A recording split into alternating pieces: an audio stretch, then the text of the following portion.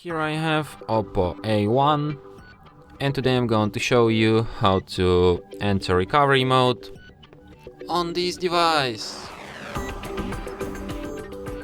So to do it, firstly you'll have to do is to turn off your device by holding down power key plus volume up, then swap power off.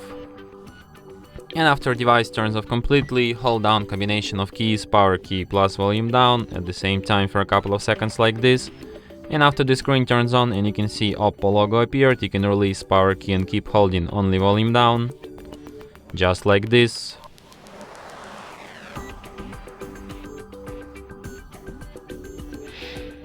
And after that you will end up in recovery mode. So here at the recovery you can use volume keys to navigate and power key to select, or you can just use like touchscreen. And here you have such options as format data, reboot device and power off. So if you want to quit this mode, just select an option reboot device and it will be restarted just as usual.